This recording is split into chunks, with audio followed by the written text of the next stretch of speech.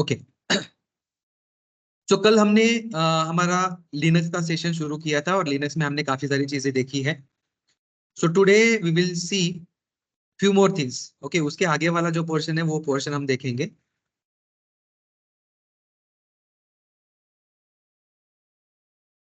कल हमने open SSH को इंस्टॉल कैसे करना वो हमने देखा। ओपन एसएसएच हमने इंस्टॉल किया है और इसको कॉन्फ़िगर हमने किया है। अभी हमको एसएसएच के थ्रू कनेक्ट करना है। जो भी हमारा इंस्टेंस रहेगा उस इंस्टेंस को हमको कनेक्ट करना है थ्रू द एसएसएच। तो उसके लिए हमको थोड़ा सा नेटवर्क कॉन्फ़िगरेशन करना होगा। नेटवर्क रिलेटेड कुछ जो कमांड्स रहेंगे या फिर नेटवर्क रिलेटेड जो भी कॉन्फ़िगरेशन है वो कॉन्फ़िगरेशन हमको करना जरूरी है। तो नेटवर्क रिलेटेड कुछ कमांड्स है वो कमांड्स हम देखेंगे। इसके बाद हम फायरवॉल जो है फायरवॉल कैसे कॉन्फ़िगर होता है, फायरवॉल क्या कैसे काम करता है उसके बारे में हम चर्चा करेंगे, डिस्कस करेंगे। And then we will connect our instance with the help of putty. Putty के साथ हम इस इंस्टेंस को कैसे कनेक्ट करेंगे वो देखते हैं। तो इसके पहले हमको शुरू करना होगा हमारा लिनक्स का जो भी इंस्टेंस है वो इंस्टेंस हम शुरू करेंगे।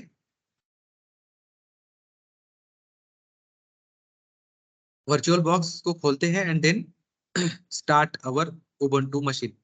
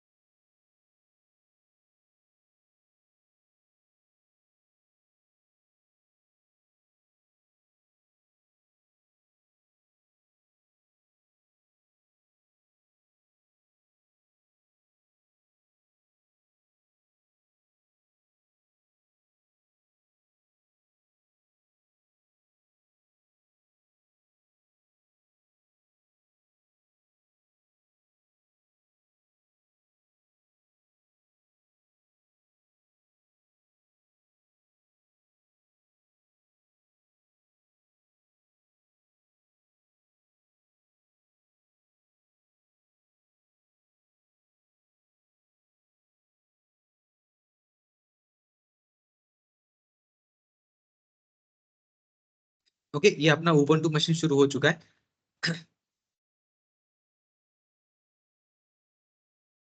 अभी हम देखते हैं जो भी नेटवर्क रिलेटेड कुछ जो कमांड्स है वो कमांड्स देखते हैं। जैसे कि आईपी एड्रेस चेक करने के लिए हम चेक कर सकते हैं आईपी एडीआर, ये कमांड है। ये कमांड का यूज करके जो भी अपने मशीन का आईपी कॉन्फ़िगरेशन है वो हम देख सकते हैं। आईपी एडीआर, तो इसमें जितने भी डिवाइसेस कनेक्टेड होंगे, ओके, जैसे कि अपने मशीन में वाईफाई डिवाइस होता है, उसके बाद इथरनेट पोर्ट होता है, लैन केबल कनेक्ट करने के लिए होता है।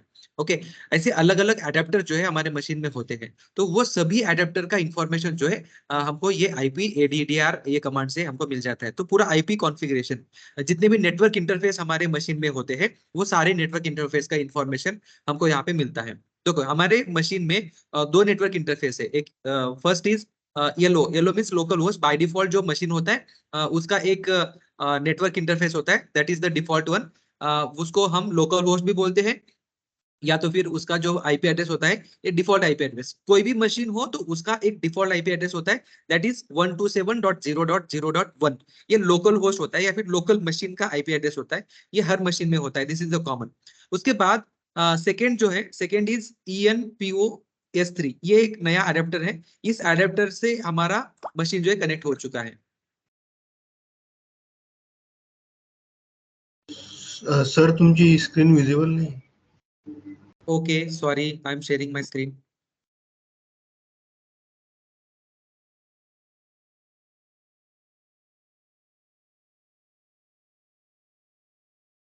ओके ओके, तो इस तरह से हमारा इंस्टेंस अभी शुरू है। इंस्टेंस के बाद हमारे जो भी नेटवर्क रिलेटेड कमांड्स है वो कमांड्स हम देख रहे हैं। उसमें से आईपी एडीडीआर ये कमांड हम यूज कर सकते हैं। आईपी एडीडीआर, इससे क्या होगा, जो भी हमारे मशीन में जितने भी इंस्टेंसेस है, सॉरी, जितने भी नेटवर्क कार्ड है, नेटवर्क इंटरफेस है, वो सभी का इंफॉर्मेशन हम यहाँ पे देख सकते हैं। ओके, बाय डिफॉल्ट कोई भी मशीन होगा तो उस मशीन का एक डिफॉल्ट इंटरफेस होता है, उसको लोकल होस्ट बोल सकते हैं, फिर लोकल मशीन बोल सकते हैं, लोकल इंटरफेस बोल सकते हैं। ओके, उसका जो आईपी एड्रेस होता है दैट इज 127.0.0.1। ये डिफॉल्ट आईपी एड्रेस होता है लोकल के लिए। ओके, तो ये अपना जो फर्स्ट इंटरफेस होगा वो लोकल ही होता है। उसके बाद जो भी हम कनेक्ट करते हैं, वाईफाई कनेक्ट करते हैं या फिर इथरनेट से कनेक्ट करते हैं, लैन से कनेक्ट करते हैं, जो भी कुछ कनेक्शन हमारा होगा वो हमारे अलग अलग इथरनेट पोर्ट जो भी रहेंगे, इथरनेट इंटरफेस जो रहेंगे, वो उस इंटरफेस को यूज करके हम इंटरनेट एक्सेस कर सकते हैं या फिर हमारा नेटवर्क जो है इस्टेब्लिश हो सकता है। तो अभी जो है this is the host machine, और जो वर्चुअल मशीन है इसके लिए, इसको कनेक्ट करने के लिए वर्चुअल अडेप्टर बनाया जाता है वर्चुअल मशीन के थ्रू। तो उस मशीन से हमारा कनेक्टिविटी, होस्ट मशीन और लोकल मशीन, ये वर्चुअल मशीन जो है इनका कनेक्टिविटी उसके थ्रू हो चुका है। इसलिए यहाँ पे हम देख सकते हैं इसका जो आईपी एड्रेस है, इस मशीन का, वर्चुअल मशीन का जो आईपी एड्रेस है दैट इज 192.168.0.127। ये हो गया हमारा वर्चुअल मशीन का आईपी एड्रेस। तो आईपी एड्रेस देखने के लिए हम ये बेसिक यूज कर सकते हैं। तो इसमें बाकी चीजें भी होती है, जैसे कि इसका IP6 एड्रेस भी होता है। Okay, this is the IP6 address. उसके बाद इसका मैक आईडी होता है। मैक आईडी हर मशीन को, जो भी मशीन रहेगा उस मशीन का एक मैक आईडी यूनिक होता है। तो ये मैक आईडी भी हमको यहाँ पे मिल जाएगा। तो ऐसे अलग अलग MAC ID, IP address, IPv6 address, ये हमको यहाँ पे मिल जाएगा। आईपी एड्रेस चेक करने के लिए बेसिकली हम आईपी एडीडीआर कमांड यूज कर सकते हैं। उसके बाद दूसरा एक कमांड है अपने पास, पिंग। सपोज कोई मशीन हमारे पीसी से, हम किसी मशीन को, किसी इंस्टेंस को कनेक्टिविटी स्टेब्लिश करने के लिए हम पिंग करके चेक कर सकते हैं। ओके, सपोज हमारे पास अ, जो भी होस्ट नेम रहेगा, डोमेन रहेगा या फिर होस्ट नेम रहेगा या फिर कोई आईपी एड्रेस रहेगा, किसी मशीन के साथ हमारा कनेक्टिविटी कैसा है वो चेक करने के लिए हम पिंग कमांड यूज कर सकते हैं। PING, ping command. उसके बाद हमको होस्ट नेम डालना है। That host name may be your IP address हो सकता है या फिर डोमेन नेम हो सकता है। ये दोनों में से कोई भी एक जो है हम यहाँ पे यूज कर सकते हैं। जैसे कि हम इसको गूगल को चेक करते हैं, इंटरनेट एक्सेस है कि नहीं है, वो चेक करने के लिए हम गूगल को पिंग कर सकते हैं, google.com। ओके, और इसको हिट एंटर करना है। जैसे हम ये हिट करेंगे, अगर कनेक्शन अब अगर हमारा स्टेब्लिश होता है, देन ये हमको इस तरह से लॉग हमारे स्क्रीन पे मिल जाएंगे। ओके, तो ये क्या करता है, जस्ट एक छोटा सा एक बाइट उस डोमेन को या फिर होस्ट होस्ट को भेज देता है। उसके बाद वहां से हमको एक रिस्पांस मिल जाता है। उस रिस्पांस को मिलने के लिए कितना टाइम लगता है, वो टाइम हम यहाँ पे देख सकते हैं। ओके, तो ये इन्फॉर्मेशन जो है पिंग करके हम कनेक्टिविटी चेक करते हैं बेसिकली। ओके, तो इसमें कितना टाइम लग रहा है, रिस्पांस आने के लिए कितना टाइम लग रहा है, वो सारी चीजें हम इसमें देख सकते हैं। ओके, जैसे कि देखो यहाँ पे जो लास्ट है that is the time, time is 8 millisecond. तो 8 मिली सेकेंड, 7 मिली सेकेंड में हमारा गूगल के थ्रू रिस्पॉन्स जो है आ रहा है। ये हम यहाँ पे चेक कर सकते हैं। अगर कनेक्टिविटी नहीं है, तो वहां पे हमको एरर आ जाएगा। ओके, सपोज गूगल की जगह पे हम google1.com डालते हैं एंड देन सी क्या होता है।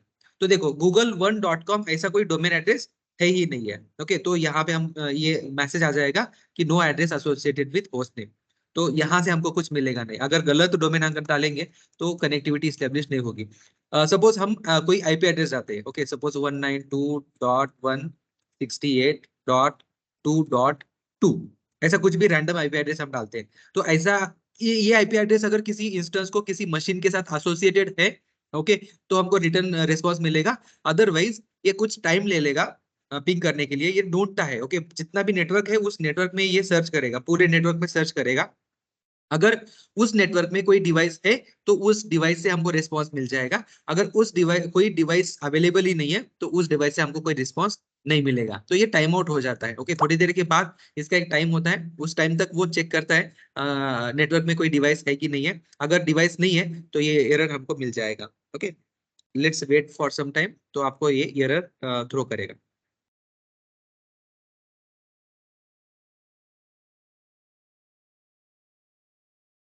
ओके, जब तक हम हमारा जो लोकल होस्ट मशीन है उस होस्ट मशीन का आईपी एड्रेस हम चेक करते हैं। विंडोज में हमको सीएमडी कमांड प्रॉम्प्ट ले सकते हैं। सीएमडी टाइप करो या फिर कमांड प्रॉम्प्ट टाइप करो, तो ये कमांड प्रॉम्प्ट हमारा खुल जाएगा। जैसे लिनक्स में टर्मिनल है, वैसे विंडोज मशीन में कमांड प्रॉम्प्ट ये टर्मिनल है। तो इस टर्मिनल में हम हमारे मशीन का आईपी एड्रेस देखने के लिए विंडोज में अलग कमांड है, that is IP config. IP config command use करके हम हमारी मशीन में जितने भी पोर्ट रहेंगे, जितने भी अडेप्टर्स रहेंगे, वो सारे अडेप्टर हम यहाँ पे चेक कर सकते हैं। देखो, ये जो मेरा वायरलेस है, वायरलेस कनेक्शन अभी है। बाकी जो है, बाकी कनेक्शन ये लोकल कनेक्शन है। ओके, ये VMware का कनेक्शन है। उसके बाद ये भी VMware का कनेक्शन है। जो VMware से हमने जो मशीन बनाया है उसका उसके लिए एक अडेप्टर जो है यहाँ पे बन जाता है, नेटवर्क बन जाता है, लोकल कनेक्शन बन जाता है। ओके, उसके बाद ये लैन कनेक्शन है, इथरनेट पोर्ट है। ये इस तरह से जो है अलग अलग पोर्ट यहाँ पे internet interface, sorry network interface हम इसको बोल सकते हैं। तो नेटवर्क इंटरफेस जो है यहाँ पे अलग अलग बन जाते हैं। तो इस नेटवर्क जो नेटवर्क इंटरफेस कनेक्टेड है तो उसका आईपी एड्रेस हमको मिल जाएगा। जो कनेक्टेड नहीं है वहां पे हमको उसको मिलेगा मीडिया डिसकनेक्टेड। तो वहां से हमको कोई आईपी एड्रेस नहीं मिलेगा। देखो यहाँ पे ये जो है VMware के लिए 192.168.62.1 ये आईपी एड्रेस मिला हुआ है। ओके, उसके बाद दूसरा जो है VMware VNet, उसमें 192.168.100.1 ये आईपी एड्रेस मिला हुआ है। और अभी जो हमारा वाईफाई है और उस वाईफाई का जो आईपी एड्रेस है दैट इज 192.168.0.137, ये मेरे लोकल मशीन का आईपी एड्रेस है। और जो हमारा लिनक्स वर्चुअल मशीन है उस मशीन में भी सिमिलर आईपी एड्रेस है। Okay, that is 192.168.1 dot something IP address हमको मिला था। देखो, ये जो पिंग हमने किया है, ये पिंग में काफी टाइम लग रहा है बिकॉज कोई रेस्पॉन्स नहीं आ रहा है, इसलिए यहीं पे ये स्टक हो चुका है। काफी टाइम होने के बाद इसका एक टाइम आउट का लिमिट रहेगा, वो टाइम आउट हो जाएगा। Okay, it will take some time. तो कोई रेस्पॉन्स नहीं आ रहा है, इसका मतलब कनेक्टिविटी स्टेब्लिश नहीं हो रही है। ओके, तो हम इसको टर्मिनेट कर देते हैं। कंट्रोल सी करके हम इसको कैंसिल कर सकते हैं, टर्मिनेट कर सकते हैं।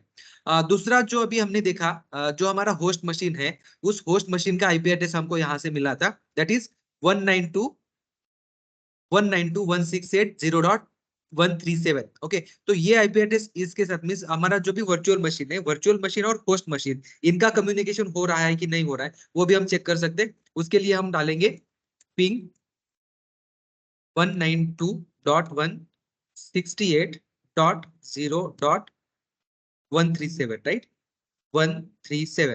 137 और अब अगर हम हिट करते हैं तो यहाँ पे ये कनेक्टिविटी इस्टेब्लिश होगी और हमको डेटा मिलेगा। बट ये कनेक्टिविटी इस्टेब्लिश नहीं हो रही है, कनेक्शन में कोई तो भी गड़बड़ है। ओके, कोई तो भी इश्यू है, इसकी वजह से ये कनेक्शन हमको रिटर्न में रिस्पॉन्स नहीं मिल रहा है। ओके, हम हमारे कमांड प्रॉम्प्ट से इस वर्चुअल मशीन को पिक करते हैं। इस मशीन का जो आईपी एड्रेस है दैट इज 0.127। ओके, इस 127 को हम कनेक्ट करते हैं। कमांड प्रॉम्प्ट में हमारे विंडोज में भी पिंग कमांड है, पिंग कमांड यूज करके हम चेक कर सकते हैं। 192.168.0.127। ओके, विंडोज मशीन में -T हमको डालना होगा for time live continuously response connectivity check करने के लिए हम -T डाल सकते हैं। ये उबुंटू में या फिर लिनक्स में -T डालने की जरूरत नहीं है, ये सिर्फ विंडोज में हमको -T ऐड करना होगा। ओके, ये 9 हमने डाल दिया, गलत है। IP address is wrong, this should be 0.127। Okay, now you can see, देखो हम होस्ट मशीन से जैसे ही हम रिक्वेस्ट कर रहे हैं वर्चुअल मशीन में, तो वहां पे हमको पूरा रिस्पांस जो है रिस्पांस मिल रहा है, मींस कनेक्टिविटी स्टेब्लिश हो रही है, इसमें कोई भी ब्लॉकर नहीं है या फिर कोई इशू नहीं है, कनेक्शन कनेक्शन हमारा स्टेब्लिश हो रहा है। बट हमारा जो वर्चुअल मशीन है, वर्चुअल मशीन से हमारा ये जो होस्ट मशीन है, होस्ट मशीन हम कनेक्ट नहीं कर पा रहे, बिकॉज नेटवर्क में कुछ तो भी इशू है, उसकी वजह से हम इसको कनेक्ट नहीं कर पा रहे।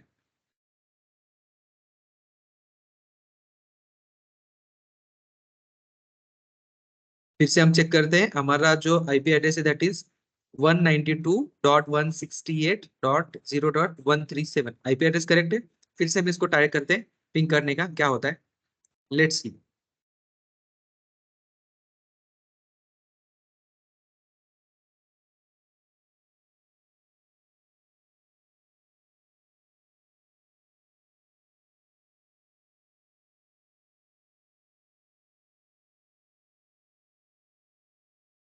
ओके, ये आईपी एड्रेस जो है, आईपी एड्रेस रिजॉल्व नहीं हो रहा है, तो जो भी होस्ट मशीन है, होस्ट मशीन के साथ वर्चुअल मशीन का कनेक्शन जो है इस्टेब्लिश नहीं हो रहा है। इसमें कोई इशू हो सकता है, कभी कभी जो भी अपना नेटवर्क है, नेटवर्क अगर प्रॉपर से कॉन्फ़िगर नहीं हो तो भी ये कनेक्टिविटी स्टेब्लिश नहीं होती है। तो ये कनेक्शन हमको चेक चेक करना होगा, वो देखते हैं हम थोड़ी देर के बाद।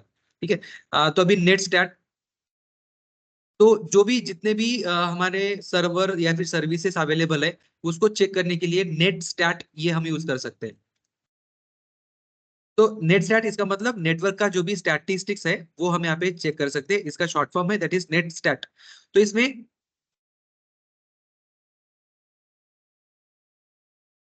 Yes T.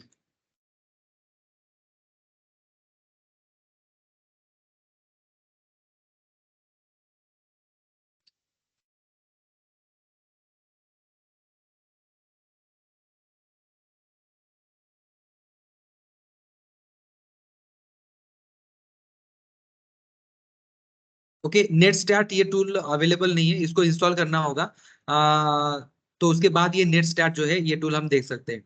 तो इसको इंस्टॉल करने के लिए okay we need to run this command net tools, ये टूल हमको इंस्टॉल करना होगा, तब ये एडिशनल जो भी कमांड्स है ये कमांड्स हमको मिल जाते हैं। ओके, हम इसको इंस्टॉल करते हैं।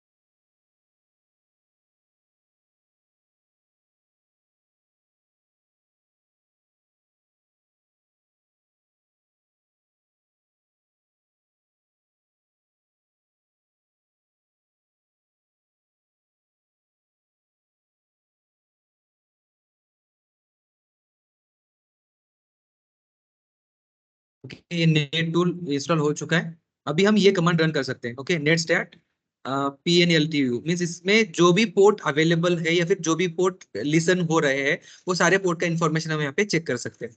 तो देखो, जैसे कि हमने SSH सर्वर हमने कॉन्फ़िगर किया था, open SSH। Okay, that port is listening on 22। तो जो 22 पोर्ट है, 22 पोर्ट यहाँ पे लिसन हो रहा है। उसके बाद 53 पोर्ट ये जो है ये डोमेन नेम सर्वर के लिए होता है, डीएनएस के लिए, वो पोर्ट रनिंग है। उसके बाद 631 ये पोर्ट रनिंग है, ये किसी और सर्विस के लिए होगा। ऐसे अलग अलग सर्विसेज के लिए यहाँ पे पोर्ट जो है ये पोर्ट लिसन हो रहे हैं, ये पोर्ट मीन्स यहाँ पे चल रहे हैं। इसका मतलब ये है कि वहां पे कोई तो भी कम्युनिकेशन इस्टेब्लिश करने के लिए ये पोर्ट वहां पे लिसन हो रहे हैं, सर्वर यहाँ पे इंस्टॉल हो चुका है। अगर सिमिलर हमको वेब सर्वर अगर इंस्टॉल करना है तो वेब सर्वर हम इंस्टॉल कर सकते हैं। जैसे ही वेब सर्वर इंस्टॉल करेंगे तो वेब सर्वर भी कोई पोर्ट पे रन होगा। ओके, तो वो पोर्ट भी हम यहाँ पे देख सकते हैं। तो अभी हम इंस्टॉल करते हैं npm install, sorry, apt sudo apt install nginx। Okay, this is the web server. ये वेब सर्वर हम इंस्टॉल करते हैं। जैसे हम ये वेब सर्वर इंस्टॉल करेंगे, वेब सर्वर इंस्टॉल करने के बाद हमको 80 पोर्ट भी वहां पे यूज होगा। 80 पोर्ट जो है ये वेब सर्वर के लिए रिजर्व होता है, और 80 पोर्ट पे हमारा वेब सर्वर रनिंग होता है।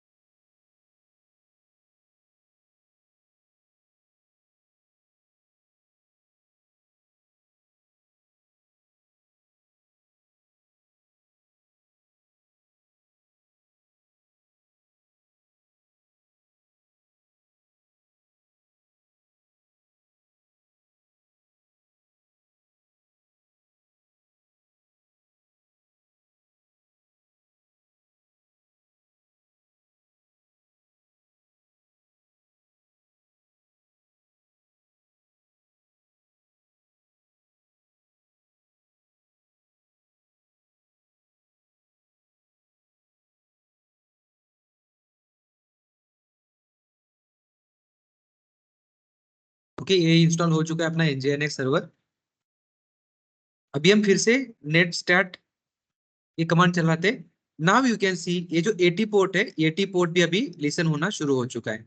ओके, जैसे ही हमने ये nginx सर्वर इंस्टॉल किया उसके बाद ये 80 पोर्ट पे nginx सर्वर जो है वो रन हो रहा है। तो इस तरह से जो भी सर्विस हम इंस्टॉल करते हैं, जो भी सर्वर हम कॉन्फ़िगर करते हैं, इंस्टॉल करते हैं हमारे मशीन में, तो वो सर्वर कोई ना कोई पोर्ट पे रन होता है, किसी ना किसी पोर्ट पे वो लिसन करते रहता है। ओके, तभी जाके हम उसको, उस सर्वर को हम रिक्वेस्ट कर सकते हैं। रिक्वेस्ट करने के बाद वो उस पोर्ट से हमको रिस्पॉन्स भेज सकता है। तो कंप्यूटर में जो भी कुछ हम कम्युनिकेट करेंगे वो कम्युनिकेट किसी ना किसी पोर्ट से ही हम कर सकते हैं, डायरेक्ट हम कम्युनिकेट नहीं कर सकते। तो कम्युनिकेशन के लिए कम्युनिकेशन पोर्ट अलग अलग होते हैं। ये पोर्ट चेक करने के लिए कौन सा पोर्ट अभी ओपन है, कौन सा पोर्ट यूज में है, वो चेक कर सकते हैं। उसके लिए हम ये नेट स्टार्ट टूल यूज कर सकते हैं।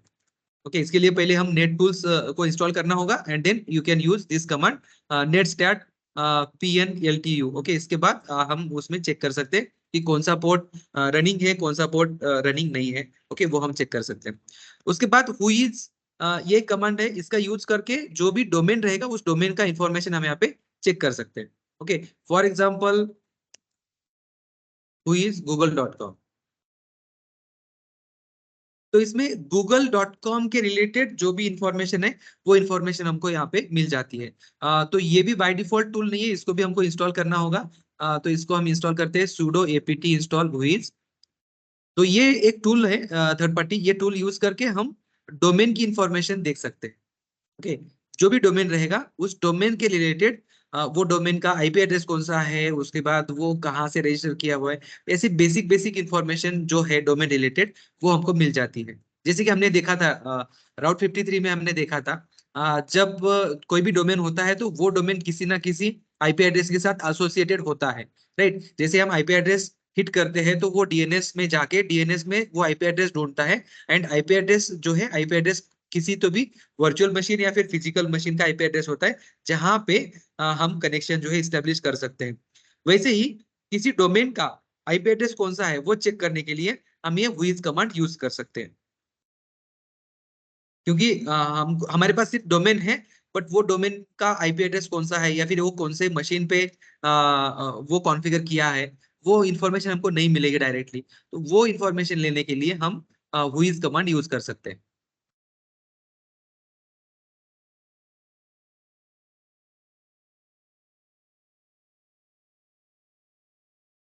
ओके, तो ये अभी व्होइस टूल इंस्टॉल हो चुका है। हम यहाँ पे चेक करते हैं whoisgoogle.com। ओके, जैसे हमने ये whoisgoogle.com डाला, उसके बाद हमको यहाँ पे उसका इंफॉर्मेशन मिल जाएगा। ओके, उस डोमेन के लिए रिगार्डिंग पूरी इंफॉर्मेशन हमको मिल जाती है। देखो, डोमेन नेम क्या है, उसके बाद उसका रजिस्टर, उसने रजिस्टर कहाँ पे किया है, ओके, उसका नेम सर्वर क्या है, वो सारी इंफॉर्मेशन जो है हमको यहाँ पे मिल जाती है। ओके, देखो ये इसका नेम सर्वर जो है ns1google.com, ns2google.com, मीन्स गूगल का ही नेम सर्वर है जहाँ पे ये कॉन्फ़िगर किया हुआ है। तो ये सारी इंफॉर्मेशन जो है, इंफॉर्मेशन हमको यहाँ पे मिल जाती है। उसके बाद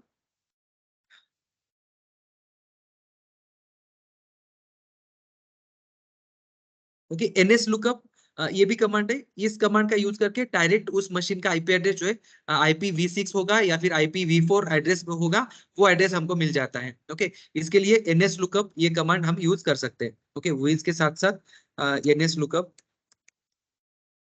एनएस लुकअप मीन्स नेटवर्क का जो भी आईपी एड्रेस रहेगा, वो आईपी एड्रेस हम यहाँ पे चेक कर सकते हैं।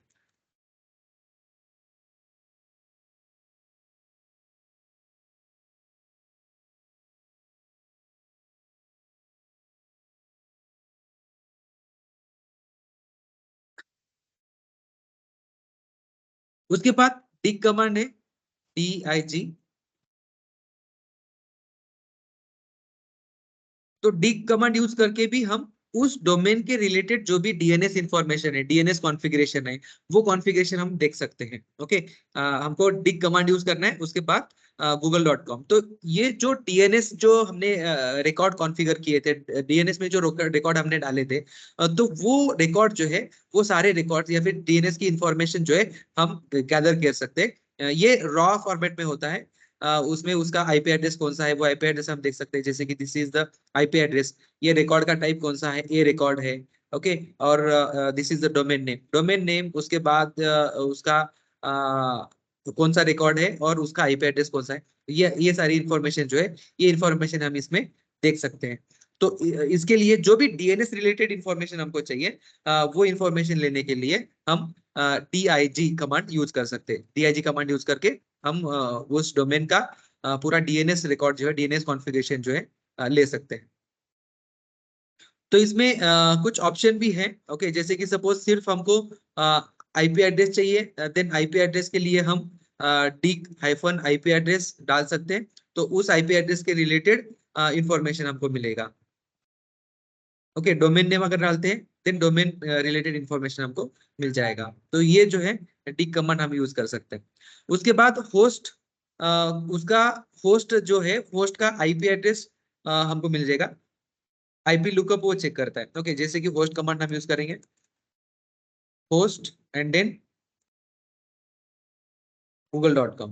तो google.com ये जो होस्ट है या फिर ये जो डोमेन है, ये डोमेन कौन से आईपी एड्रेस के साथ कनेक्टेड है, और इसके साथ साथ कौन से और डोमेन या फिर कॉन्फ़िगरेशन कनेक्टेड है, वो इन्फॉर्मेशन हम यहाँ पे देख सकते हैं। Okay, host has address, okay, उसका आईपी एड्रेस हमको मिल जाएगा, उसका IPv6 एड्रेस जो है वो हमको मिल जाएगा। उसके बाद google.com अगर किसी मेल सर्वर के साथ कनेक्टेड है, तो उसका मेल का एड्रेस भी, मेल सर्वर का एड्रेस भी हमको मिल जाएगा। मेल सर्वर का एड्रेस एक तो आईपी एड्रेस हो सकता है, या फिर उसका जो भी डोमेन रहेगा, वो डोमेन हमको यहाँ पे मिल जाता है।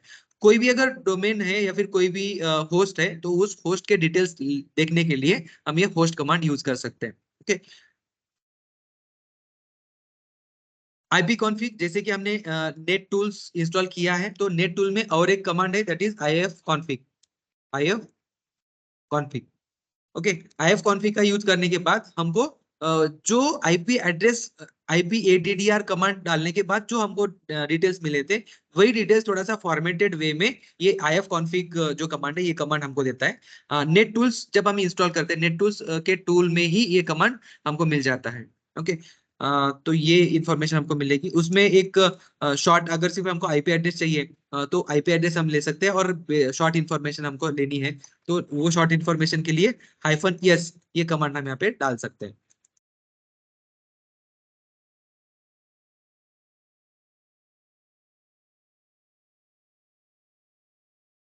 उसके बाद सबसे इंपॉर्टेंट पार्ट ये है, जैसे कि हमने देखा IF कॉन्फ़िग तो देखा, या फिर आईपी एड्रेस हमने देखा। ओके, आईपी एड्रेस से हमको मिल गया कि इसका जो आईपी एड्रेस, इसका जो आईपी एड्रेस है वो आईपी एड्रेस कौन सा है, ये हमको पता चल गया।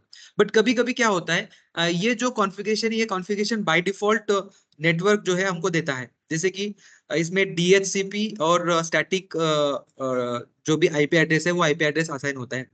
डायनेमिकली जो भी होस्ट का आईपी एड्रेस है, आईपी एड्रेस असाइन करने के लिए हम DHCP एक सर्वर होता है, उस सर्वर के थ्रू हमको आईपी एड्रेस असाइन हो जाता है। ओके, जैसे कि सपोज हमारे पास एक राउटर है, और उस राउटर में जितने भी डिवाइसेस हमने कनेक्ट करे हैं, तो उस राउटर में जो जो अवेलेबल आईपी एड्रेस रहेगा, वो आईपी एड्रेस उस डिवाइस को असाइन हो जाता है। ओके, सपोज यहाँ पे 192.168.0.127 ये आईपी एड्रेस हमको मिला है। ओके, वैसे ही किसी और डिवाइस को, यानी कि ये जो भी आईपी एड्रेस है, ये आईपी एड्रेस किसी तो भी DHCP सर्वर से हमको मिल रहा है। बट ये इसमें अगर कुछ हमको कॉन्फ़िगरेशन चेंज करना है, स्टैटिक आईपी अगर हमको असाइन करनी है, या फिर उसका जो भी एडिशनल नेटवर्क का कॉन्फ़िगरेशन हमको चेक करना है, मॉडिफाई करना है, वो भी हम कर सकते हैं। उसके लिए हमारे पास एक टूल है, दैट इज NMTUI। ओके, ये यूज करके हम इसमें जो भी कनेक्शन है, एक नया कनेक्शन स्टेब्लिश कर सकते हैं, या फिर एग्जिस्टिंग कनेक्शन का इंफॉर्मेशन हम चेंज कर सकते हैं। ओके, इसमें क्लिक करो एडिट कनेक्शन के ऊपर, एरो की से हम ये ऑप्शन चूज कर सकते हैं। ओके, एडिट कनेक्शन एक्टिवेट, या फिर सिस्टम होस्ट नेम। ओके, ये हम चेक कर सकते हैं। एडिट कनेक्शन के ऊपर क्लिक करते हैं। जैसे ही जो भी हमारा कनेक्शन, जो भी वायर कनेक्शन हो या फिर वायरलेस कनेक्शन हो, उसका इंफॉर्मेशन हमको यहाँ पे मिल जाता है। तो ये जो है, ये वायर्ड कनेक्शन है, जो कि हमारा होस्ट मशीन और वर्चुअल मशीन को कनेक्ट करने के लिए वायर्ड कनेक्शन इस्टेब्लिश किया हुआ है। तो इसके इंफॉर्मेशन हम मॉडिफाई करने के लिए एडिट के ऊपर सिलेक्ट कर सकते हैं, एरो की से नेविगेट करके एडिट कनेक्शन हम कर सकते हैं। उसके बाद जो भी इथरनेट पोर्ट होता है, या फिर जो भी नेटवर्क इंटरफेस होता है, उस नेटवर्क इंटरफेस में ये सारी इंफॉर्मेशन होती है। ओके, उसका आईपी एड्रेस होता है, उसके बाद गेटवे होता है। ओके, गेटवे में नेम सर्वर रहेगा और सर्च डोमेन रहेगा। DNS सर्वर, इसका मतलब ये है कि जब भी कोई रिक्वेस्ट हम करते हैं, जैसे कि google.com हमने डाल दिया, तो google.com ये जो क्वेरी है, ये क्वेरी जाएगा DNS सर्वर के यहाँ पे। और DNS सर्वर में हमने देखा था कि डीएनएस सर्वर में डोमेन नेम होता है, और उस डोमेन नेम का आईपी एड्रेस जो भी होगा, IPv6 या फिर IP6, वो जो आईपी एड्रेस रहेगा, वो आईपी एड्रेस वहां पे कॉन्फ़िगर किया जाता है। जैसे हमें रिक्वेस्ट करेंगे, तो ये डीएनएस सर्वर है उसको रिजॉल्व करता है, और वो आईपी एड्रेस हमको दे देता है। ओके, वो जो आईपी एड्रेस है, वो आईपी एड्रेस कौन से सर्वर पे है, वो सर्वर हम यहाँ पे कॉन्फ़िगर कर सकते हैं। ओके, यहाँ पे एक तो हमारा खुद का सर्वर हम इस्टेब्लिश कर सकते हैं, जहाँ पे डोमेन नेम और आईपी एड्रेस का कॉन्फ़िगरेशन वहां पे है, ऐसा डोमेन DNS सर्वर रख सकते हैं। या तो फिर ऑलरेडी जो हमारा इंटरनेट सर्विस प्रोवाइडर होता है, या फिर कोई भी जो DNS सर्वर प्रोवाइडर होते हैं, वहां पे उनके DNS सर्वर पे ये सारे जो इंफॉर्मेशन है, डोमेन और उस डोमेन का आईपी एड्रेस, ये जो कॉन्फ़िगरेशन है वो DNS सर्वर पे होता है। वो DNS सर्वर का एड्रेस हमको यहाँ पे मेंशन करना है। जैसे कि सर्विस प्रोवाइडर हमको आईपी एड्रेस देता है, और जो हमारा राउटर होता है, वो राउटर भी एज अ DNS सर्वर के जैसा काम करता है। उस राउटर में भी एक छोटा सा DNS सर्वर वहां पे कॉन्फ़िगर किया जाता है। जैसे ही कोई हमारा रिक्वेस्ट आता है, तो वो रिक्वेस्ट फर्स्ट DNS सर्वर के यहाँ पे जाएगा, और उस DNS सर्वर में, या सॉरी राउटर पे जाएगा। उस राउटर में अगर वो आईपी एड्रेस हमको मिलता है, तो वहीं से हम रिक्वेस्ट जो है डायरेक्टली उस मशीन के साथ कर सकते हैं। तो ये DNS सर्वर हम यहाँ पे इधर चेंज कर सकते हैं, मॉडिफाई कर सकते हैं। ओके, ये ऑप्शंस जो है हम यहाँ पे मॉडिफाई कर सकते हैं। तो अगर एड्रेस हमको चेंज करना है, आईपी एड्रेस चेंज करना है, तो उस आईपी एड्रेस को चेंज करने के लिए हम यहाँ पे क्लिक कर सकते हैं ऐड। और सपोज अभी हमारे पास 127 ये आईपी एड्रेस है, अगर आईपी एड्रेस चेंज करना है तो चेंज भी कर सकते हैं। तो चेंज करने के बाद हमको हमारा मशीन जो है, मशीन हमको रिस्टार्ट करना होगा। रिस्टार्ट करने के बाद ये आईपी एड्रेस, नया जो आईपी एड्रेस रहेगा, वो आईपी एड्रेस यहाँ पे असाइन हो जाएगा। बाय डिफॉल्ट इसका जो कॉन्फ़िगरेशन है, ये ऑटोमेटिक कॉन्फ़िगरेशन होता है। ऑटोमेटिक से क्या होगा, जो भी राउटर होगा या फिर DHCP सर्वर होगा, उस सर्वर से आईपी एड्रेस हमारे मशीन को मिल जाता है। ओके, इसमें अलग अलग ऑप्शन है। इसमें डिसेबल किया तो कोई कनेक्शन स्टेब्लिश नहीं होगा, कनेक्शन नहीं होगा। उसके बाद ऑटोमेटिक करेंगे, तो डीएचसीपी सर्वर से हमको आईपी एड्रेस ऑटोमेटिक असाइन हो जाएगा। लिंक लोकल करते हैं, तो उसमें जो भी लोकल सही लोकल का एक्सेस होगा, उसमें इंटरनेट या फिर कोई अदर नेटवर्क यहाँ पे एक्सेसिबल नहीं होता है। मैनुअल करते हैं तो इसमें पूरा कॉन्फ़िगरेशन जो है हमको करना होगा। उसमें डीएनएस सर्वर हमको कॉन्फ़िगर करना होगा, गेटवे हमको कॉन्फ़िगर करना होगा, उसके बाद आईपी एड्रेस हमको कॉन्फ़िगर करना होगा। उसके बाद जो है हम इंटरनेट को एक्सेस कर सकते हैं या फिर नेटवर्क एक्सेस कर सकते हैं। ओके, अभी के लिए हम इसको ऑटोमेटिक रखते हैं, एंड देन हम यहाँ पे नीचे आके हम इसको जो भी कनेक्शन है, कनेक्शन हम सेव कर सकते हैं। ओके, यहाँ पे फिर से और एक ऑप्शन है आपके पास, ऑटोमेटिकली कनेक्ट। जैसे ही हमारा मशीन शुरू हो जाएगा तो ये कनेक्शन ऑटोमेटिकली स्टेब्लिश हो जाता है। तो इसके लिए हम यहाँ पे चेक कर सकते हैं। ये ऑप्शन चेक अनचेक करने के लिए हम स्पेस की का यूज कर सकते हैं। कीबोर्ड पे स्पेस की यूज करके हम इसको चेक या अनचेक कर सकते हैं। ओके, स्पेस प्रेस करते हैं तो ये अनचेक हो जाएगा, और स्पेस प्रेस करने के बाद फिर से ये चेक हो जाएगा। ओके, और एरो की यूज करके हम ये नेविगेट कर सकते हैं। नेविगेट करके जो ऑप्शन हमको चूज करना है या फिर कॉन्फ़िगर करना है वो कॉन्फ़िगर करके चेंज कर सकते हैं। और जैसे ही ये कॉन्फ़िगरेशन हमको अगर फिक्स करना है, देन हम ओके ओके ऑप्शन सिलेक्ट करके हम एंटर प्रेस कर सकते हैं, या तो फिर कैंसिल के ऊपर जाके कैंसिल सिलेक्ट कर सकते हैं। ये ऑप्शन सिलेक्ट करने के लिए हम अप डाउन ये एरो जो है एरो की हम यूज कर सकते हैं। ओके, उसके बाद ऑप्शन सिलेक्ट करने के लिए एंटर प्रेस कर सकते हैं। ओके, तो इस तरह से जो है ये ऑप्शंस हमको कॉन्फ़िगर कर सकते हैं।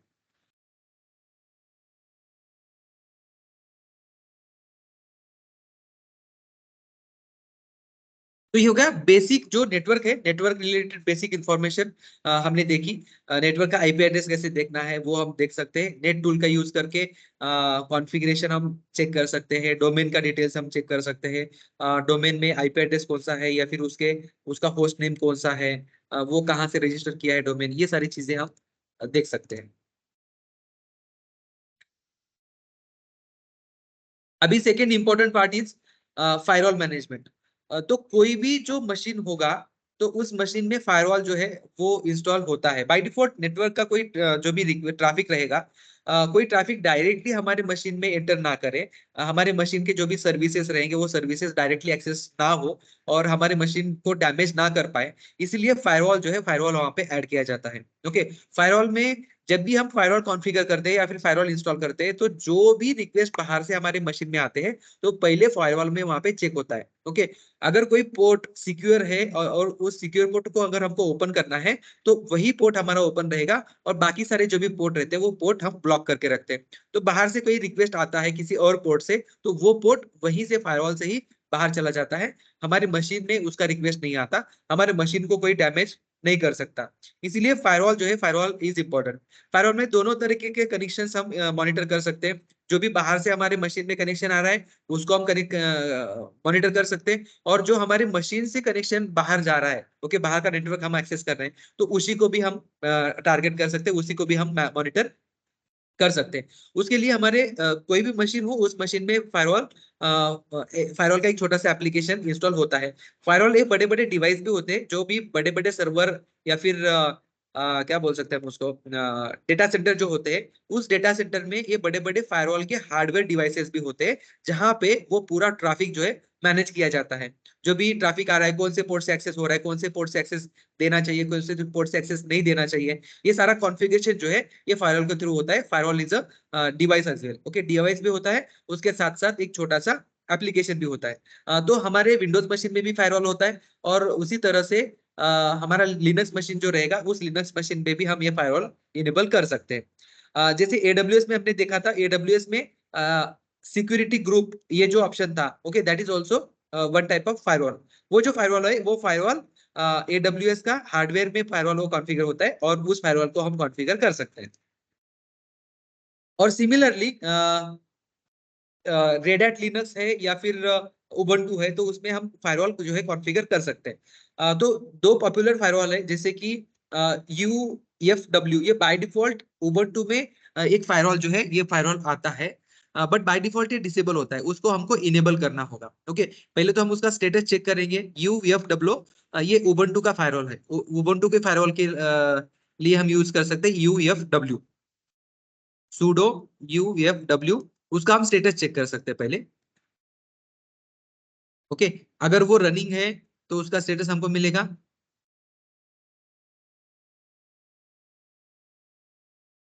ओके, देखो अभी इसका जो स्टेटस है यूएफडब्ल्यू, इसका जो स्टेटस है that is inactive, means firewall हमारे मशीन में अभी एक्टिवेट नहीं है, फायरवॉल रनिंग नहीं है। फायरवॉल को एक्टिवेट करने के लिए हम यूज कर सकते हैं sudo यूएफ यूएफडब्ल्यू इनेबल। तो फायरवॉल शुरू करने के लिए हम इनेबल ऑप्शन यूज कर सकते हैं, तो फायरवॉल हमारा शुरू हो जाएगा। फिर से स्टेटस जब हम चेक करते हैं यू कैन सी अभी हमारा फायरवॉल जो है, फायरवॉल हमारा रनिंग है। ओके, तो इसको फिर से डिसेबल करने के लिए हमारे पास ऑप्शन है that is disable. Okay, disable करने के बाद हमारा फायरवॉल जो है स्टॉप हो जाएगा। तो फायरवॉल इनेबल, डिसेबल और उसका स्टेटस चेक करने के लिए हम ये कमांड यूज कर सकते हैं। उसके बाद हमारे पास और एक कमांड है यूएफडब्ल्यू स्टेटस, उसके बाद वर्बस। ओके, ये वर्बस कमांड यूज कर सकते हैं। ये कमांड यूज करने के बाद उसका जो भी एग्जैक्टली स्टेटस रहेगा वो स्टेटस हम यहाँ पे चेक कर सकते हैं। ओके, इसको पहले हम इनेबल करते हैं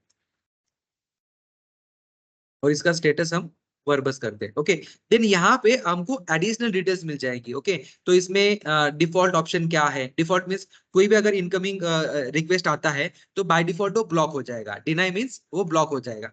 उसके बाद अलाउ करते हैं, आउटगोइंग जो है वो अलाउ रहेगा, मीन्स हमारे मशीन से बाहर का जो भी हम मशीन या फिर कोई भी रिक्वेस्ट हम करेंगे तो सारे पोर्ट जो रहेंगे, सारे पोर्ट ये सब कुछ जो रहेगा एप्लीकेबल रहेगा, ओपन रहेगा। ओके, उसको हम डिसेबल कर सकते हैं। उसके बाद डिसेबल्ड, डिसेबल्ड मीन्स राउटेड, जो भी कुछ रीडायरेक्ट अगर ऐसे पोर्ट रहते हैं तो वहां पे वो डिसेबल किया जाता है। ओके, तो बाय डिफॉल्ट बाहर से कोई भी रिक्वेस्ट आता है तो वो रिक्वेस्ट जो है वो ब्लॉक हो जाएगा। ओके, क्योंकि हमने कोई पोर्ट ओपन नहीं किया है। तो ये पोर्ट ओपन करने के लिए हमको कुछ अलग कमांड्स यूज करने होंगे। इसी यूएफडब्ल्यू ये जो फायरवॉल है, फायरवॉल के कुछ कमांड्स है, वो कमांड यूज करके हम वो पोर्ट ओपन कर सकते हैं। ओके, जैसे कि अभी हमारा आईपी एड्रेस ये हम देखते हैं दैट इज द 192.168.0.127। ओके, ये पोर्ट है, ये हमारा आईपी एड्रेस है।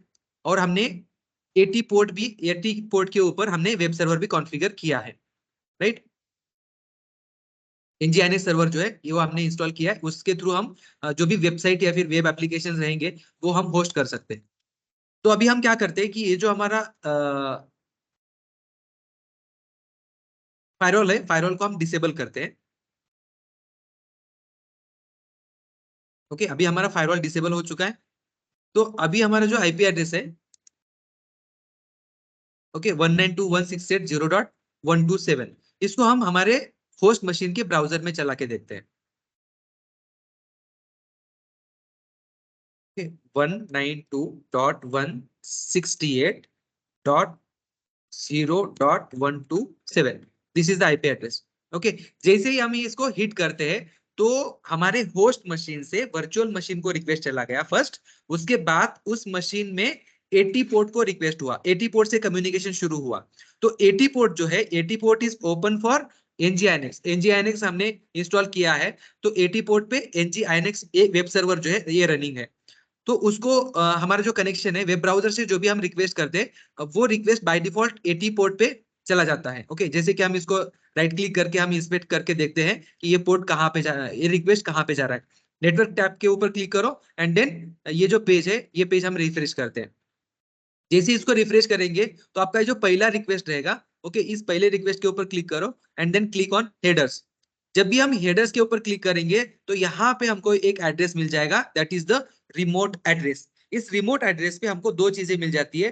फर्स्ट, आईपी एड्रेस, जो भी सर्वर रहेगा उस सर्विस का आईपी एड्रेस हमको मिलता है एंड देन कोलन उसका जो पोर्ट रहेगा वो पोर्ट हमको मिलता है। तो बाय डिफॉल्ट ये जो वेब सर्वर होता है, वेब सर्वर 80 पोर्ट पे लिसन करते हैं। तो जैसे ही कोई हम एचटीटीपी रिक्वेस्ट करते हैं ब्राउजर से तो वो रिक्वेस्ट बाय डिफॉल्ट 80 पोर्ट को चला जाता है। और 80 पोर्ट के 80 पोर्ट पे अगर कोई सर्वर रनिंग है तो वहां से हमको रिस्पॉन्स मिल जाएगा, वो रिस्पॉन्स ब्राउजर लेकर ब्राउजर में दिखा देता है। ओके, तो this is the one thing. ऐसे ही हमारा एटी पोर्ट एनजीएनएक्स सर्वर हमने कॉन्फ़िगर किया है, इसीलिए ये एनजीएनएक्स जो सर्वर है ये सर्वर हमारा हमको रिस्पॉन्स दे रहा है।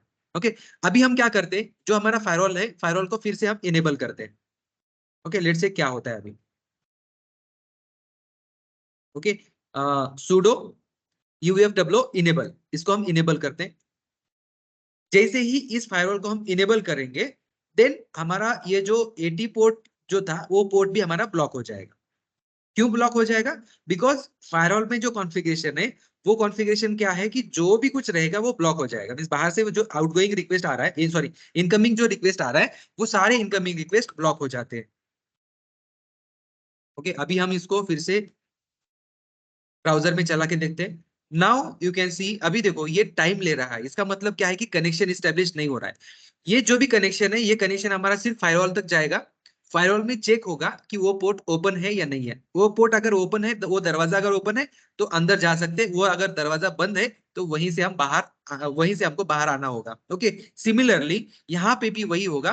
देखो ये this side can't be reached, means इसका मतलब क्या है कि ये जा रहा है हमारे इंस्टेंस तक। ओके, इंस्टेंस का जो भी आईपी एड्रेस है वहां तक ये जा रहा है, बट उसके आगे नहीं जा पा रहा है, बिकॉज उसके आगे जो है सारे पोर्ट जो है ब्लॉक हो चुके हैं। तो इसका जो हमने स्टेटस देखा, स्टेटस हम चेक कर सकते हैं, जैसे कि यूएफडब्ल्यू स्टेटस वर्बस। वर्बस डालने के बाद हम यहाँ पे देख सकते हैं डिफॉल्ट इसका जो कॉन्फ़िगरेशन है क्या है कि डिनाई करता है। ये क्या करता है, कोई भी अगर रिक्वेस्ट बाहर से आएगा, वो सारे जो पोर्ट्स रहेंगे वो सारे पोर्ट ब्लॉक हो जाते हैं। वैसे 80 पोर्ट जो है, 80 पोर्ट को भी ये फायरवॉल ने ब्लॉक कर दिया है। तो अगर हमको ये 80 पोर्ट ओपन करना होगा, तो ओपन करने के लिए क्या है, ओपन करने के लिए हमारे पास या फिर ये जो भी फायरवॉल है, ये फायरवॉल कंप्लीट मैनेज करने के लिए हमारे पास कुछ कुछ ऑप्शंस है। ओके, वो ऑप्शन हम यूज कर सकते हैं। यूएफडब्ल्यू अलो कमांड यूज कर सकते हैं। अलो कमांड यूज करने के बाद जो भी पोर्ट हमको ओपन करना होगा, वो पोर्ट हम यहाँ पे मेंशन कर सकते हैं। ओके, जैसे कि 80 पोर्ट हमको पता है, 80 port is reserve for web server, तो हम 80 पोर्ट को ओपन करते हैं। ओके, इस फायरवॉल के अंदर। तो इसको हमको मेंशन करना होगा sudo ufw then allow 80 port. Okay, 80 port and then hit enter. जैसे ही हम ये एंटर करेंगे तो क्या होगा, 80 पोर्ट जो है, 80 पोर्ट हमारे सर्वर से ओपन हो जाएगा। ओके, और हम फिर से ब्राउजर से हम इसको फिर से चला के देखते हैं। नाउ यू कैन सी, देखो ये जो हमारा कनेक्शन है, कनेक्शन इजीली इस्टेब्लिश हो चुका है, बिकॉज 80 पोर्ट को हमने फायरवॉल से ओपन किया है। इसीलिए हम डायरेक्टली इस एनजीएनएक्स सर्वर को कनेक्ट कर सकते हैं, और उससे जो भी रिस्पॉन्स आएगा वो रिस्पॉन्स ब्राउजर यहाँ पे दिखा सकता है। तो इस तरह से जो भी हमारा इंस्टेंस रहता है, जो भी सर्वर रहता है, वो सर्वर किसी ना किसी पोर्ट पे लिसन करते रहता है, वो चलते रहता है। तो उस सर्वर को अगर हमको कम्युनिकेट करना है, तो वो पोर्ट जो रहेगा वो उसी पोर्ट से हमको कम्युनिकेट करना होगा। हर मशीन के लिए कम्युनिकेशन का लैंग्वेज होता है, इसको हम लैंग्वेज भी बोल सकते हैं, वन काइंड ऑफ थिंग। जैसे वी नो मराठी। ओके, सो तो मराठी में हम कम्युनिकेशन कर सकते हैं। हिंदी हम जानते हैं तो हिंदी में कम्युनिकेशन कर सकते हैं। अगर हम रिक्वेस्ट कर रहे हैं 80 पोर्ट से, और 80 पोर्ट पे अगर कोई सर्वर रनिंग है तो कम्युनिकेशन हो सकता है। बट हम रिक्वेस्ट कर रहे हैं 85 पोर्ट से, और 85 पोर्ट पे तो कोई सर्वर रनिंग नहीं है, तो वहां पे कम्युनिकेशन स्टेब्लिश नहीं होगा, हम उसको कम्युनिकेट नहीं कर पाएंगे। कम्युनिकेट करने के लिए port is a main option. तो दो जो भी मशीन रहेंगे, एक सर्वर मशीन रहेगा, एक क्लाइंट मशीन रहेगा। सर्वर पे सर्वर हमारा रनिंग होता है, और वो सर्वर किसी तो भी पोर्ट को लिसन करते रहता है। और जो हमारा क्लाइंट रहता है, उस क्लाइंट से उस सर्वर को कम्युनिकेट करने के लिए हम कोई किसी पोर्ट से हम कम्युनिकेट कर सकते हैं। तो ये पोर्ट ओपन करना और क्लोज करना, इसके लिए हम ये यूएफडब्ल्यू, ये जो फायरवॉल है उबंटू में, वो फायरवॉल हम यूज कर सकते हैं। ओके, अभी ये जो पोर्ट था, इस पोर्ट को अगर हमको ब्लॉक करना है, ब्लॉक करने के लिए हम डिनाई कमांड यूज कर सकते हैं। ओके, जैसे हम डिनाई करेंगे तो क्या होगा, 80 पोर्ट फिर से ब्लॉक हो जाएगा। फिर से हम ब्राउजर को ओपन करके फिर से हम इसको रिक्वेस्ट करके देखते हैं क्या होगा। तो अभी ये ब्लॉक हो चुका है, अभी हमारा कम्युनिकेशन जो है स्टेब्लिश नहीं होगा। Okay, this is taking time, means ये इसका एक टाइम आउट का एक लिमिट होता है, उतने टाइम तक वो रिक्वेस्ट करते रहता है, और अगर रिस्पॉन्स नहीं आता है तो एरर थ्रो कर देगा। ओके, एक टाइम तक वो रिक्वेस्ट करता है, बिकॉज टाइम नेटवर्क में थोड़ा सा टाइम लगता है, इसलिए वो टाइम आउट का ऑप्शन उसमें होता है। तो देखो यहाँ पे ये फिर से कनेक्ट नहीं हो रहा है। ओके, तो ये इस तरह से जो भी पोर्ट हमको ओपन करना है, जो पोर्ट हमको ओपन नहीं करना है, that we can manage with the help of these allow and deny commands. Okay, जैसे हम इसको अलाउ करेंगे तो हमारा जो ब्राउजर है वो ब्राउजर उसको रिक्वेस्ट करेगा, और जो भी रिस्पॉन्स मिला है वो रिस्पॉन्स ब्राउजर में दिखा देगा। तो ऐसे डिलीट, जैसे कि सपोज डिफॉल्ट हमको अभी हमने क्या किया, 80 पोर्ट को हमने अलाउ कर दिया, ओके। वैसे ही सपोज वो लाइन हमको, वो रूल हमको रिमूव करना है तो वो रिमूव भी कर सकते हैं। रिमूव करने के लिए हम ये डिलीट कर सकते हैं। उसके बाद कोई स्पेसिफिक प्रोटोकॉल अगर हमको इनेबल करना है तो वो इनेबल कर सकते हैं। उसके लिए कुछ हमको ये कमांड देना होगा। Okay, so this is the command. ये थोड़ा सा बड़ा कमांड है। इसमें हम किसी स्पेसिफिक पोर्ट पे या फिर स्पेसिफिक प्रोटोकॉल को ओपन कर सकते हैं या क्लोज कर सकते हैं।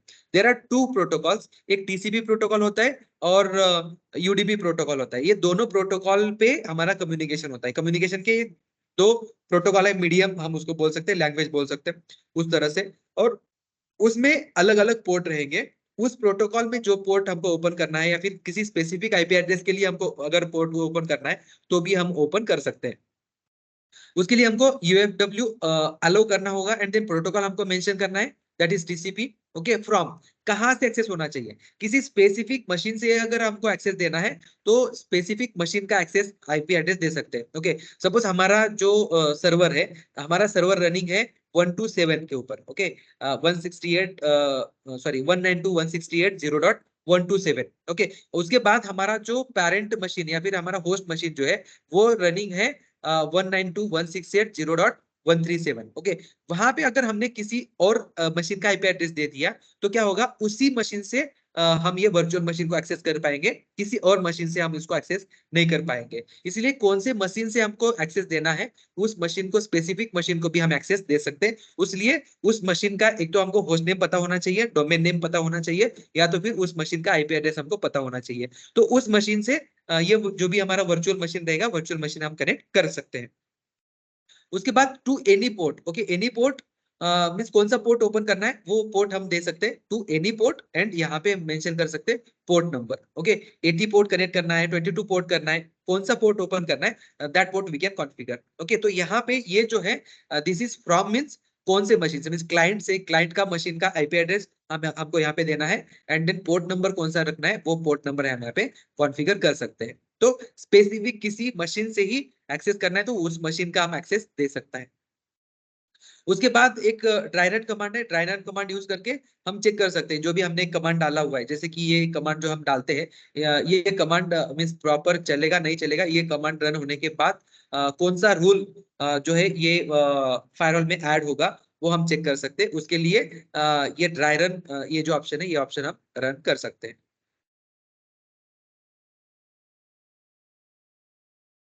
ओके, तो इस तरह से उबंटू में हम जो फायरवॉल है, फायरवॉल हम मैनेज कर सकते हैं। उसके बाद और एक फायरवॉल है, फायरवॉल सर्विस है, that is firewall D. Firewall service ये एक अलग एप्लीकेशन है। बाय डिफॉल्ट यूएफडब्ल्यू ये जो है उबंटू में बाय डिफॉल्ट आता है। और वैसे ये फायरवॉल डी जो है, ये फायरवॉल डी बाय डिफॉल्ट जो लिनक्स मशीन है, लिनक्स सॉरी रेड हैट का जो मशीन है, रेड हैट के मशीन में ये firewall D machine, firewall service by default उसमें आता है। उबंटू में यूएफडब्ल्यू है और रेड हैट लिनक्स में फायरवॉल डी, ये सर्विस वहां पे बाय डिफॉल्ट इनेबल होता है। ओके, और उबंटू में अगर हमको इसको इंस्टॉल करना है या फिर किसी और लिनक्स में अगर हमको ये फायरवॉल डी सर्विस इंस्टॉल करना है तो उसको इंस्टॉल भी कर सकते हैं। उसके लिए हमारे पास कमांड है, that is firewall D, APT install firewall D. ये करने के बाद हम ये फायरवॉल जो है इंस्टॉल कर सकते हैं। तो डिफॉल्ट अगर हमारे पास यूएफडब्ल्यू है, अगर हमको ये यूएफडब्ल्यू सर्विस यूज नहीं करनी है फायरवॉल के लिए, अगर हमको फायरवॉल डी ही हमको यूज करना है तो हम क्या कर सकते हैं, ये यूएफडब्ल्यू को हम डिसेबल कर सकते हैं और फायरवॉल डी इंस्टॉल करके फायरवॉल डी सर्विस जो है यूज कर सकते हैं। ओके, यहाँ पे भी इसमें कुछ कमांड्स है, ये कमांड्स मैं आपको दे दूंगा। जैसे हम ये फायरवॉल डी इंस्टॉल करते हैं उसके बाद हमको फायरवॉल डी, फायरवॉल -cmd ये कमांड हमको अवेलेबल हो जाता है। ये कमांड यूज करके हम पूरा जो फायरवॉल है, फायरवॉल मैनेज कर सकते हैं। उसमें कौन सा पोर्ट ओपन करना है, कौन सा पोर्ट क्लोज करना है, उसके बाद कौन से होस्ट सर्विस से या फिर कौन से आईपी एड्रेस के थ्रू हमारा सर्विस या फिर हमारा पोर्ट ओपन करना है, वो कॉन्फ़िगरेशन हम यहाँ पे रख सकते हैं। Okay, that is the firewall CMD command. Okay, इसमें ये कुछ ऑप्शंस हैं। ओके, इसमें वर्जन चेक कर सकते हैं, उसके बाद लिस्ट ऑल जोन्स मींस जितने भी हमने रूल्स हमने क्रिएट किए हैं उस फायरवॉल में, तो वो जोन हम देख सकते हैं। उसके बाद उसमें परमानेंट ऑप्शन है, तो परमानेंट वो रूल क्रिएट हो जाएगा, ऐड हो जाएगा। उसके बाद कोई पोर्ट अगर ओपन करना है, रिमूव करना है, तो उसके लिए हमारे पास ऑप्शन है ऐड पोर्ट, पोर्ट नंबर दे सकते हैं। उसके बाद पोर्ट रिमूव करना है तो उसके लिए रिमूव ऑप्शन है। लिस्ट ऑल पोर्ट, जो भी जितने भी पोर्ट को ओपन किया है या फिर ब्लॉक किया है, तो वो इंफॉर्मेशन जो है देखने के लिए हम हाइफन हाइफन लिस्ट पोर्ट्स ये कमांड यूज कर सकते हैं। ओके, तो ये जो है ये आपके लिए मैं एज ए एक्सरसाइज दूंगा, ये कमांड्स मैं आपको दे देता हूँ। तो ये आप एज ए प्रैक्टिस करके एक असाइनमेंट के तौर पे इसको आप आपके एंड से इंस्टॉल करके चेक करो। ओके, तो फायरवॉल डी अगर हमको यूज करना है, देन जो हमारा डिफॉल्ट यूएफडब्ल्यू जो फायरवॉल होता है उसको हमको डिसेबल करना होगा। ओके, डिसेबल करने के लिए यूएफडब्ल्यू डिसेबल कमांड है, इस डिसेबल कमांड को यूज करके ये डिफॉल्ट जो फायरवॉल है इसको डिसेबल करना होगा, तभी हम ये दूसरा जो फायरवॉल है इसको यूज कर सकते हैं। अदरवाइज दोनों फायरवॉल रखेंगे तो कॉन्फ्लिक्ट आ सकता है। ओके, तो इसीलिए दो फायरवॉल हम नहीं रख सकते। उसके बाद प्रोसेस मैनेजमेंट। जो भी कोई एप्लीकेशन है वो बैकग्राउंड में रन होता है तो उसका एक प्रोसेस जनरेट होता है। ओके, क्योंकि हमारा जो सीपीयू है उस सीपीयू में जो भी रनिंग प्रोसेस है वो प्रोसेस उस सीपीयू में एक प्रोसेस आईडी की तरह से वहां पे मेंशन होता है। जो भी कोई एक्टिविटी होगी वो सारी एक्टिविटी को प्रोसेस बोला जाता है। एंड वो सारे प्रोसेस हम देख सकते हैं with the help of PS command. हमारे पास एक पीएस कमांड है, कोई भी लिनक्स है तो उस लिनक्स में पीएस कमांड होता है, ये पीएस कमांड यूज करके हम प्रोसेस देख सकते हैं।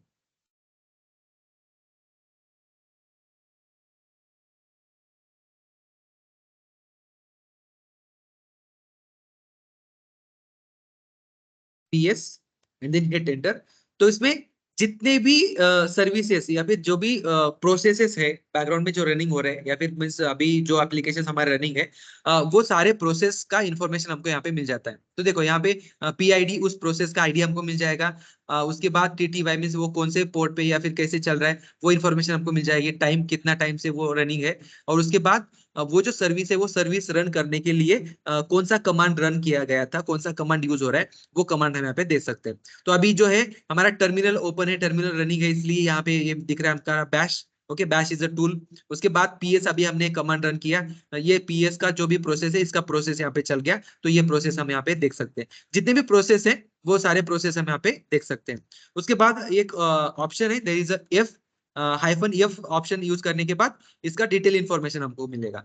तो ये जो प्रोसेस है ये प्रोसेस कौन से यूजर ने शुरू किया था उस यूजर का आईडी हमको यहाँ पे मिल जाएगा। देन उसके बाद प्रोसेस का आईडी मिल जाएगा। उसके बाद स्टार्ट टाइम, वो कब शुरू हुआ था प्रोसेस, कब खत्म हुआ, वो इन्फॉर्मेशन हमको मिल जाएगा। तो एडिशनल इन्फॉर्मेशन के लिए हम हाइफन यफ ये ऑप्शन हम कर सकते हैं। अगर कोई स्पेसिफिक प्रोसेस अगर हमको किल करनी है, ओके क्लोज करना है उसको, तो वो क्लोज भी कर सकते हैं। क्लोज करने के लिए हमारे पास किल ऑप्शन है, किल। ओके, उसके बाद प्रोसेस आईडी, जो भी ये पीआईडी रहता है, ये पीआईडी जब हम मेंशन करेंगे तो ये प्रोसेस किल हो जाएगा। ओके, जैसे कि अभी ये बैश है, बैश को हम यहाँ से क्लोज करते हैं, किल करते हैं। ओके, तो हमको ये मेंशन करना होगा उसका। ओके, 1774। उसके बाद हाइफन एन ये ऑप्शन हमको पास करना होगा, तो ये क्या होगा, कंप्लीटली किल हो जाएगा, फोर्सली किल हो जाएगा। ओके, तो अभी ये जो टर्मिनल है, ये जो बैश है, बैश इज अ टर्मिनल, तो ये टर्मिनल हमारा क्लोज हो जाएगा। Okay, hit enter. तो देखो इसमें वो प्रोसेस अभी तो अवेलेबल नहीं है, इसीलिए ये प्रोसेस किल नहीं हो रहा है। क्या हो गया, समथिंग इज रॉन्ग।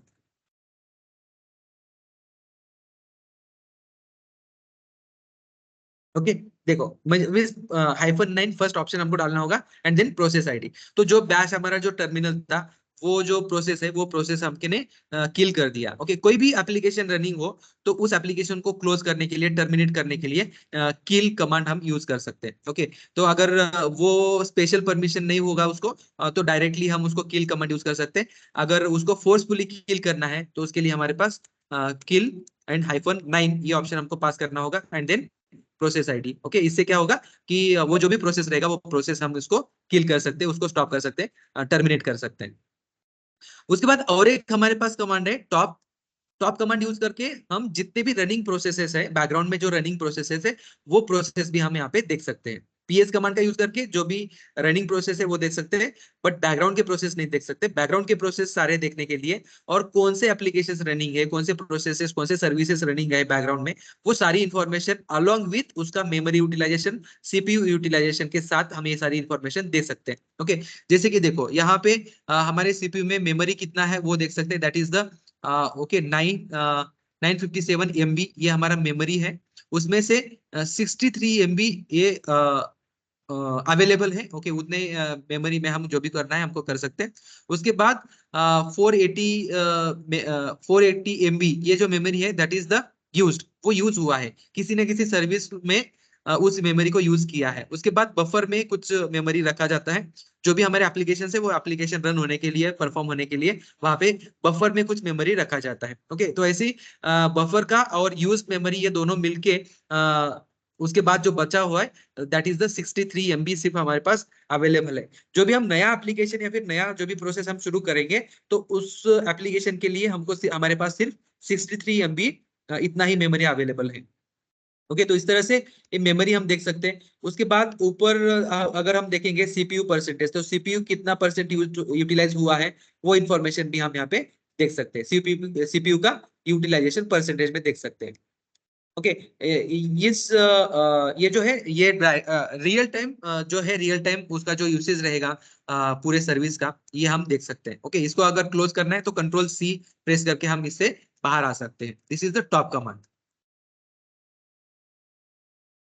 उसके बाद हमारे पास पीएसटी एक कमांड है। पीएसटी का कमांड यूज करके पूरा उसका पूरा डिस्प्ले हम देख सकते हैं।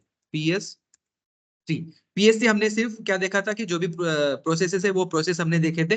बट पीएस3 से क्या होगा कि कौन सा सर्विस जो है, कौन से सर्विस ने किसी और सर्विस को इनिशियलाइज किया, उसका पूरा ट्री जो है हम देख सकते हैं। ओके, जैसे कि system MD, okay this is the means top level का सर्विस है। वो सर्विस ये बाकी सर्विसेज को ओपन किया है या फिर स्टार्ट किया है, तो ये पूरा उसका जो ट्री है, ये ट्री हम यहाँ पे देख सकते हैं। कभी कभी क्या है कि एप्लीकेशन जो है, एक एप्लीकेशन किसी और एप्लीकेशन को इनिशियलाइज करता है, उसको स्टार्ट करता है। तो उस टाइम पे हमको कंफ्यूज हो जाता था कि मीन्स कौन सा प्रोसेस किल करना है या फिर कौन सा प्रोसेस बंद करना है। इसको आइडेंटिफाई करने के लिए PS3 जो है, ये PS3 ऑप्शन हम यूज कर सकते हैं। उसके बाद हमारे पास एक ऑप्शन है LS ऑफ।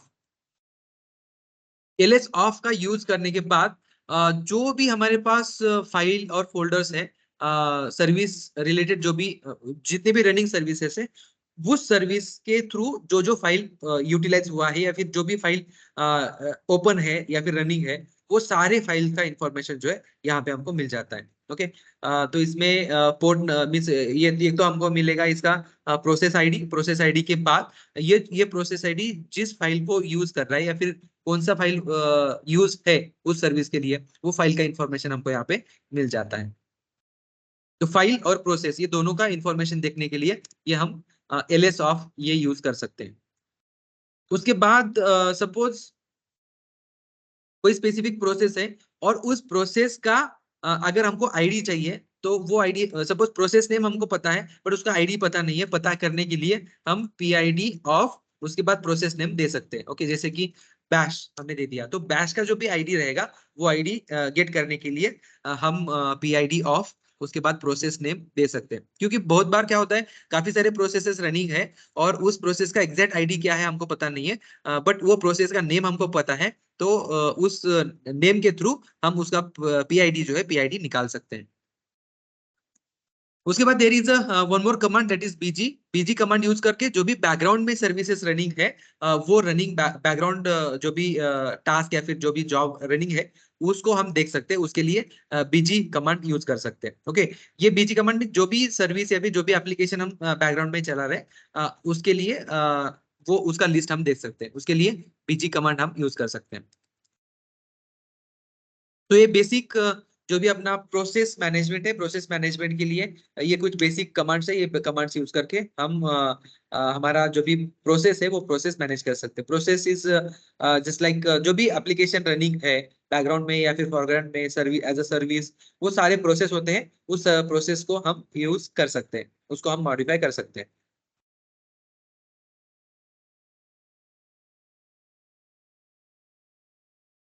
ओके, और एक सेशन अपना होगा। ओके, तो नेक्स्ट सेशन में हम बाकी सारी चीजें जो है, बचा हुआ जो लिनक्स रहेगा वो लिनक्स आगे वाले सेशन में लेंगे। अभी किसी का अगर कोई इसमें इस टॉपिक में कोई क्वेरी होगी या फिर कोई किसी को कुछ पूछना है, okay, you can ask me.